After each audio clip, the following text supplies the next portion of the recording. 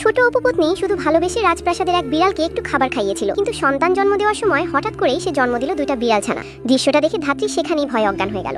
মেয়েটা তো পুরো হতবাক, কারণ এর আগেও কয়েকজন উপপত্নী সন্তান জন্ম দিয়েছিল, কিন্তু সম্রাট শিশুদের দেখেই তাদের হত্যা করেছিলেন। সম্রাটের দাবি ছিল তারা নাকি পর পুরুষের সাথে সম্পর্ক করেছিল। এখন সে যদি দুইটা বিড়াল জন্ম দেয় তাহলে তো কোনো বিচারই লাগবে না, সরাসরি মৃত্যুদণ্ড। ঠিক তখনই সম্রাট নিজের সন্তান দেখতে ঘরের দিকে আসেন। ভয়ে মেয়েটি তাড়াতাড়ি দাসীকে বলে বিড়াল ছানাগুলো লুকিয়ে ফেলতে। তারপর হাঁটু গেড়ে সম্রাটের কাছে ক্ষমা চাইতে থাকে। সম্রাট জিজ্ঞেস করলেন, তুমি কি ভুল করেছো? বুদ্ধি খাটিয়ে মেয়েটি বলল সে নাকি সন্তান নয়, ভয়ঙ্কর দুর্গন্ধযুক্ত এক জিনিস বের করেছে, যার গন্ধে ধাত্রী অজ্ঞান হয়ে গেছে। এই কথা শুনে সম্রাট ভীষণ রেগে যান। তিনি মনে করলেন এই মেয়ে রাজপরিবারের সম্মান নষ্ট করেছে।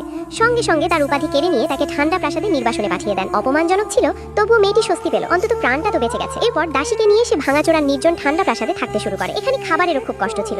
দাসী কষ্ট করে 2 বাটি পাতলা ভাতের পানি এনে বিড়াল ছানাগুলোকে খাওয়াতে চাইল, কিন্তু বিড়াল ছানারা শুকেই মুখ ফিরিয়ে নিল। তখন দাসী লজ্জা পেয়ে বলল, মালকিন, ওরা তো আপনারই সন্তান, আপনার দুধ খাইয়ে দেখুন। মেয়েটি খুব অস্বস্তিতে পড়লেও ভাবলো যেহেতু ওরা তারই সন্তান, তাই না খাইয়ে তো মরতে দিতে পারে না, তাই সে নিজের দুধ বের করে তাদের খাওয়ালো। অবাক করার মতো ব্যাপার, দুইটা বিড়াল ছানা সত্যিই খেতে শুরু করলো। এতে সে কিছুটা স্বস্তি পেল, কিন্তু তার মাথায় একটা প্রশ্নই ঘুরছিল, সে তো শুধু সম্রাটের সাথেই ছিল, তাহলে বিড়াল ছানা জন্মালো কিভাবে? ঠিক তখনই হঠাৎ অবিশ্বাস্য ঘটনা ঘটলো। দুইটা বিড়াল ছানা মুহূর্তের মধ্যে দুইটা গোলগাল ছোট্ট শিশুর রূপ নিল।